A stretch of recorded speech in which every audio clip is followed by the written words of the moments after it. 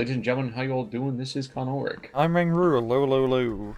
And folks, we brought you to Bobber a couple days ago, bringing you right back there now. Rang, who's fighting this time on there? On left hand side in blue, we have Crippling Depression, playing as 28th Jäger with flatline income. Right hand side of Gensei, playing as 184th Infantry Division with a Vanguard income. So, extra 20 points overall against a flat line. Do you think that's going to pay itself off or no? Ah, it's pretty even Stevens over the most of like the income. Like you're not like, yeah, it's not going to be that much of a difference. I think flatline is super awesome just due to like 130 points is really good spending money. I can definitely see that. I can definitely see that. Now, the kind of funny thing is, I'm wondering, second Blend Day must be feeling so lonely right now. Mm-hmm. The original flatline income, and of course, unfortunately for them, they just kind of flatlined overall. Yeah. No one who plays the Western Front divisions. Kind of weird because they're really good. Yes, indeed. Now, early start over here from Gensei, as you might suspect, he does go to cross that 50-yard line, getting over into the forest that we have now affectionately named the Testicle. Hmm? Um, but other than that, I mean, actually, wait a second. He's come out ahead on this. How the heck did he come out ahead on this nonsense? I 14-10 already? there he's hmm. He's got like the flag down south as well on the bridge. So yeah, this is a really good like opener here. He's rushing into the half tracks. He's got tank Disney's thrown in. Tank Disney's have definitely become much more. But ever since they became a flame unit, I have some air quotes going on there. I also think people are just realizing that those half track, 50 cal half track openers are very good. You can do a lot of maneuver warfare with just 50 cal half tracks early on. Interestingly enough, we actually have an early commandant over here from Crippling Depression. Unfortunately, I don't know if he's going to be feeling it too much here, as there's not a whole lot of infantry between him and the front lines. Yeah, yeah. He's got Stug protecting him, but hey, a Stuart in. I think Stug's gonna kill him. Yeah, Yeah. 3-star veteran, so you can't really go wrong with that. But here comes the infantry reinforcements to protect commander, and it's all Assad trooping. 2-star Assad trooping, to be fair. A 2-star Airsoft trooping unit is kind of like winning 5 cents in the lottery. Yeah. Now, we do have some really, really behind enemy lines infantry, excuse me, half track over here. Now, driver knocked out. I think it's the first time I've ever seen a new transport vehicle have a critical on it. I know. It's bizarre. It's very bizarre. But yeah, that half track push slowing down one of us that's trooping at least. Yeah, it's slowed down. It's kind of a speed bump more than anything else, but I Mhm. understand exactly what you mean. Now, crippling depression, no wonder his troops are disheartened. With a crippling depression, I'm not sure he really is going to be finding himself able to get out of bed in the morning. I'm surprised we haven't used I that know. joke already. Oh god, yeah. Yeah. Yeah, Jaeger Pioneer Führer in the forest. Kind of getting a little bit too close there to tank Destiny's keys.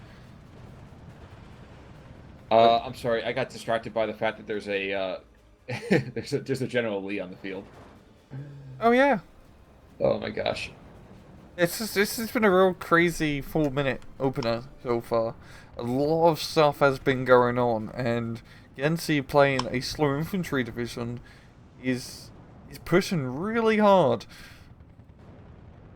That is certainly true. Now, luckily for, I would say, the 20th Jaeger already, we are seeing that the stewards cannot stand up to firepower that is currently being put out by the 20th Jaeger, which is a weird sentence for me to say. Yeah, those Stuarts are pretty good. You would like to think that, yeah, generally. And the General Lee going down, unlike his previous namesake here. I'm also surprised the Russian infantry has been beat up as quickly as it has. Yeah, not doing too well. The Oshiga and Stomach units are pretty scary, and they just do have the numbers advantage over just tank Destiny keys and Okamanchikis, to be fair. Yeah, that's true, but I guess just I'm surprised by the relative. Like a Strelky DP getting forced back by a two-man Flammenwerfer squad. Yes, I know it's flames, I get it, but the firepower against the fire really shouldn't be that much of a difference. Yeah, just you shouldn't really get close to a flamethrower, you know, in that circumstance. Now he's gonna call Sure. himself off in the water. Well, every now and again, you just want to go for a swim. I get that. Mm-hmm. Now, we are going to have a couple of Stoogs over here that are supporting fire against that Soviet infantry in the water, but unfortunately for them, there is still 45 millimeter anti-tank guns prowling about, and these guys are quite good at taking out those light assault guns. Yeah, I don't think Gensei has realised to move up at 45 mil just a little bit to get a shot on said Stug. There do have some Stuarts nearby which could also do the same thing. You speak the true. Bombs going after that Stug? No? Maybe? I guess not. The 50 cal, the 50 kgs, never mind. No, the snipers are definitely getting their pound of flesh in this entire matter, though, too. Air Such Trooping, not the most effective of fighters, to be sure, but as of right now, Crippling Depression is just using them to kind of, stop up the gap, kind of dry his tears for a little second as he prepares for the next phase. Yeah, the 45 mil is starting to hit up Stug. Not doing too much suppressive damage though. No, not really doing anything whatsoever. Yeah, I think I heard a few posts about how bouncing hits on anti-tank weaponry isn't doing as much suppression as it's supposed to. It's either a bug or a feature. Because I've heard like heavy tanks just being shot at by 100 things and really giving a crap. Uh, I wish I had something pithy to say back to that, but all I can say is that 45 mil is now dead. But Yeah. so was the reinforcing German infantry coming on up as well. So, a bit of both. Both. A bit of both. But Crippling Depression is really, tackling suppression by the balls by pushing through the testicle pretty effectively. His command like structures working very well, giving all his guys 3-star veterancy. Which is weird to see. Mm-hmm. Because veterancy, exactly, veterancy is just not something we really care about too much anymore. No. 3-star Stug is terrifying, to say the least. True. Unfortunately for the Soviets, if they could get one vehicle in there to go after that stroke from the back, man, I know my depression will get a lot worse because of it, but not getting that vehicle in there, so that's how much they might have hoped. He's moving up at M5 Stuart, try to get the flanking shot. Be very, very, he's not in the same position anymore. Ooh, that's gonna be unfortunate. Ooh, this is a sexy spot. Yeah, right behind the farm. Well, he's gonna buy the farm if he's not too careful. Mm-hmm. That's for damn sure. But Stug is gonna be able to retreat here, it seems. Maybe, or maybe it's he's just repositioning. Well, in the meantime, though, Air Such Trooping and Jaeger Pioneers, they are trying to get to some therapy going on through here, get out among nature. Unfortunately, I do not think that's going to be enough to keep the Tanko Thessaloniki at bay, as the Jaeger Pioneers do not like being among trees when they get burned. We got strafing runs here from the Focke-Wulf. Stuart finally pops out of his farm, trying to bum rush the Duke. Oh my god, he's trying to circle strafe. Okay, my friend, you've got to move. Yeah, Was life just not worth living? Is that why you did that? I think the driver got stuck in reverse. Like crap! The controls are stuck. Maybe he's got crippling depression. Guys, look out, it's infectious. In the meantime, though, Henkel 129 coming on in here, and the 37 mil? I guess that's rinky-dink enough. He might die flying directly over enemy anti-air. It usually has an effect. Maybe not. The 37 mil is shooting at the Focke-Wulf now, changing targets. But LA5 might pick it up. One of them will. No, that's... Oh my god. I know. Really? I guess not. That Hankel was fine. That was a shocking happenstance. Yeah. Okay. We are into phase B though, so this is when Gensei starts to drop off a little bit of income, and Crippling Depression says, "Bro, just same." Yeah, yeah. But yeah, Gensei doing very well for himself, securing a little bit of the southern side, the M3, actually killing the slug, yeah. So he has a very good like flag advantage. If he can capture one more flag, it'll be a +2 advantage to his name. And despite the fact that we have ourselves an off-map Sturmwalken coming up to the north of the 210, my suspicion, first of all, is that we're going to see that being utilized on the testicles over here. Mm-hmm. Not really sure that I like Crippling Depression's position that much. Yeah, Uh, it's enough to just clear off that forest and then move in infantry to finish up the job. But he doesn't have too much infantry to finish up said job. that is certainly true. And there's that other flag you're looking for down to the south. The Stuart and the Lee pick it up. In the meantime, the infantry being cut off over here in the southern town, gonna get pretty hot for the ersatz troopers who just want to go home. They really want to go home. He kind of sucks for him. Unfortunately for this Lee, the Lee's gonna get picked off here pretty quickly. Stuart sees this target first, and as you might suspect, it ain't pretty. And so gonna fight the lead. Two South veterans. She doesn't mess about. Nope. Boom. And there goes that flag. So well struck. Really, really well struck there. Indeed. Stormy being brought on in, as is, wow, actually 37 mil? Okay, Flak 43, I guess I can understand that.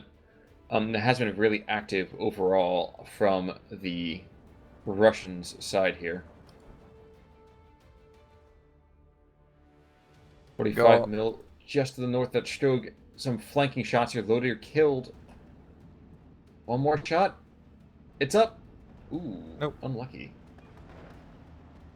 Gets a crew panic though, so that's pretty decent. We got an ISU on the southern hill. That's going to provide pretty good oversight if now he's moving up to get a better angle. And we're even seeing the sniper hero unit up north getting a few sniping shots in. I was just gonna call that out, honestly. I was like, oh, I always like to see the dude kind of like hero units and stuff like that. Exceptional stealth. That's how good the stealth is. Meantime, though, more laugh attack. Probably going after that Stug? No, going after Stug, you get probably a better idea. Less wasteful of the 50-kilogram bombs. Yeah. IL-2s, in the meantime, coming in after the Stug. That's to be more expected.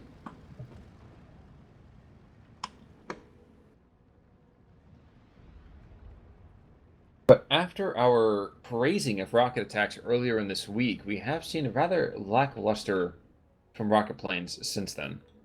Yeah, nothing too crazy, Matt. It's more just focus on light fighter bombers, just pinning up infantry units. And the sniper's already dead.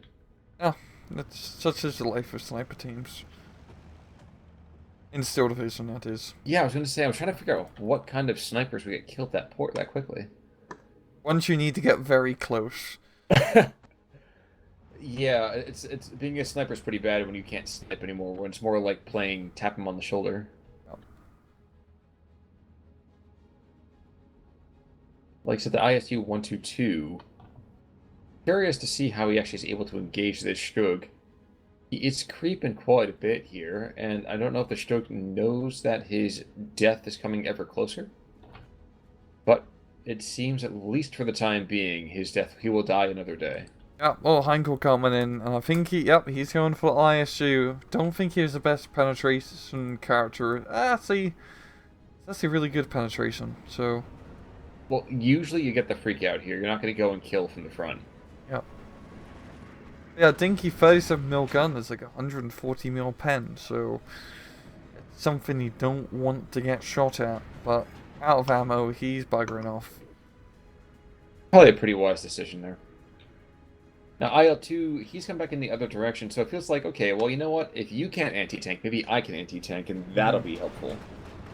Return the favor. Exactly. Exactly. And goddamn, yep. rocket planes are so good now. I'm so happy at that hero trial. As opposed to just kind of a stressful experience for the enemy. Yeah. To be fair, these past few replays, you've only been seeing them being used against bugs and whatnot. Like tigers and panthers have, like, yeah, in the previous replay, we've seen a tiger get hit by 2 rocket planes, and he was pretty fine. True, but you're right. It might be different between, tigers and panzers and, broombars. Oh my. That was a very long walk for that joke. I appreciate you coming with me on that. It is cool. I needed the fresh air. That's true. That's true. Gotta get that exercise in. Now, in the meantime, another Henkel. Ooh, this is the carpet bombing Henkel, which is going after the infantry. Which, it even might hit the guys in the water, too. The poor Chernos. Somehow, despite being disheartened, they don't get pooped upon this day. It's really weird seeing allied infantry units that are disheartened. There's always been a German trait. Only we, or the Germans, get to disheartened. Not the allies. They don't deserve such pleasure. They want to fight for victory, but not the Chernos. I mean, yeah, not them. It certainly seems to be the case. Now, we actually have that Pack 40 in the back engaging the ISU 122. And believe you me, that guy can certainly penetrate. And it is only by the grace of whatever ghost of Lenin that the 122 has not already died. Yeah.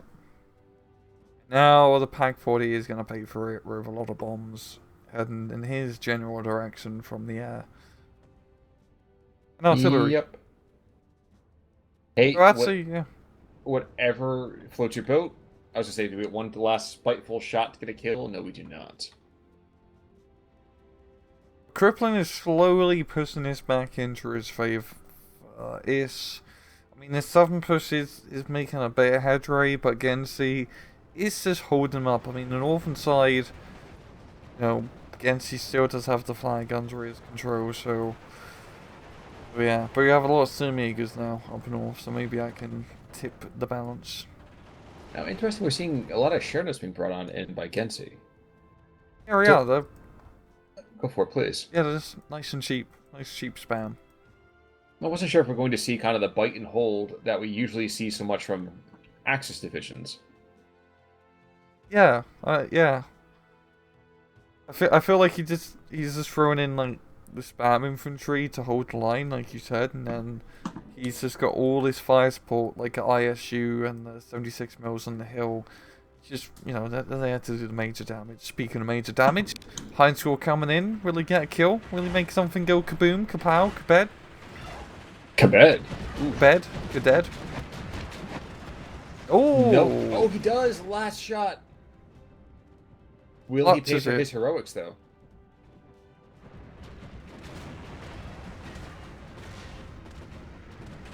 Shockingly enough, doesn't seem to be... Yep. Oh, there we go. Caster's Curse. No. Meanwhile, to the north, 210 does get a beautiful barrage in here. It does force back the Lee and almost takes out the combat officer over here, Vasilia. Lee goes down. And Vasiliev is hanging on by a thread. Oh, you brave, brave son of a... if he can kill the commander, yeah, that'd be a huge kill. It's also a really forward position to put a commander. Especially now with all its forward units being dead. Well, both sides have been very, very content to leave from the front. So, I admire their gumption, but at the same time, I have to ask, what are you doing? Lay back, leaders. Exactly. You are not Rommel. Don't try to be. Thought I heard them trying to go and make a Russian version of it, but they were too busy putting the gun to their temple.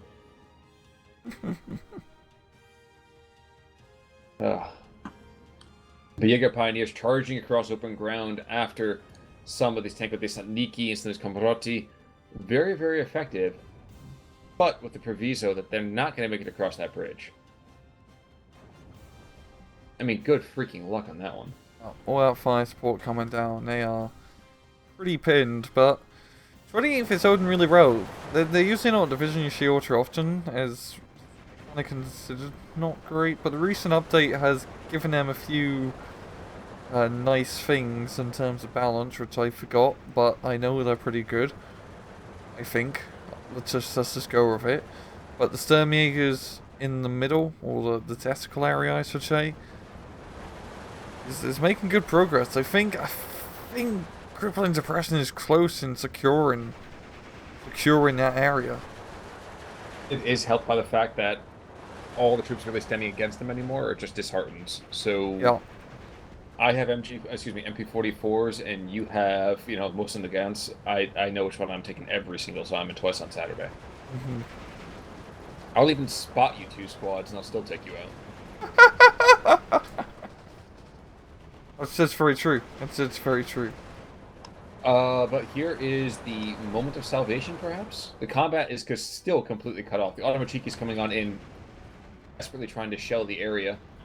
And that is the only thing that could keep this push from just completely going sideways. And taking a lot of territory. But as I say that, of course, the Germans are potentially moving across this northern footbridge as well. So, very gutsy, no matter what the play is. Crippling Depression is certainly stirring himself, preparing to fight. Yeah, he's really just trying to make any sort of play right now as... No, I mean, it's 10 minutes to lose them, but he's still not on the best foot in terms of not in terms of income, but in terms of victory points. True. Unfortunately for him, I don't think James Brown is here to kind of give him advice on how to get on the good foot, but that bomb, oh my gosh, the Sturmjägers have just been hitting those heat grenades, taking out 2 or 3 infantry squads moving in for that reinforcement, and we are into Phase C, where Crippling Depression just continues keeping on with his economy. Yeah, it's nice and easy, very predictable, 10 out of 10. Now, what's the drawback of the flatline? I mean, we brought it up now a couple of matches this week. What's the drawback of taking the flatline income? That's a good question. Of course, the obvious thing is you don't get anything more, but you don't get anything less either. And I feel like I don't know, with how team games work in SD, taking flatlines pretty good. Because usually games last pretty long, but it also gives you a bit of an advantage early on with that 130 in A and B. In 1v1s, it's definitely like the safest bet to take. Because usually Vanguard or Maverick are the go-to ones to take, as you do need an early A phase eco. So taking flatline gives you a good A phase and B phase eco. Nothing great, but nothing terrible either. Definitely better than just your regular balanced economy. We are seeing it back to a 12-12 here. Now, of course, more stroke TP is moving to the north to maybe solidify this area, but oh my gosh, there's a lot of German material there. Yeah, Kriplin's actually making really, really good pushes now. And his infantry, those Jaegers and Sturmjägers, he has a Get out boatload of of the them. damn trucks, guys. That's 2. That's 3. And there goes the northern flank. Yeah. Ay. And not to be outdone, the center is bringing in, what's that? 1, 2, 3, 4, 5, 6 squads of Jaegers, 3 more to a northern road. And it doesn't matter that these Strokes are taking hits. I mean, the Sapperese and the Chernos are not going to last very long. No. I feel like just looking on the map, Gensei's just kind of ran out of stuff. So that doesn't seem to have any more steam. Yeah. Was a 1-2-2. Yeah, there's been a 1-2-2 in the back. He's not really done a whole lot. And yep, Genji just says, you know what, guys, I can't do this anymore. That was a surprisingly good comeback. I was not expecting Crippling Depression to win that match, but here we are. Exactly. I mean, many people, you need some help sometimes to get out of it, but Crippling Depression certainly got himself out of that hole. Yeah, and yeah, like 700 kill difference in terms of kills for the Soviets. Nothing all that crazy. Losses, ooh, yeah. Stokes lead the way. Stukes, Sturmjägers, Stukes. Off map Killed bloody M3. Yep, not bad. Not bad. No, sir. Not bad at all. But any final thoughts for this third replay?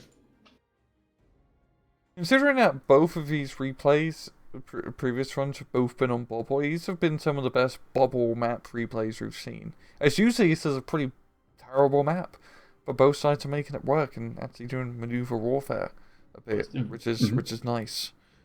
It has been surprisingly dynamic, I will give you that. Yeah, considering it's, this is the Bridge choke point map, and Bridge choke points are never usually fun. Nope. Nope, they are not. So a big thank you to actually everyone who played this week and allowed us to go for these replays because you guys gave us some real edge of the seat kind of action. Mm-hmm. But for your next round of edge of the seat action, guys, you have to wait a couple more days because for right now we have to say goodbye. So until next time, stay healthy. I'm Con Ulrich. I'm Rangru, take it easy.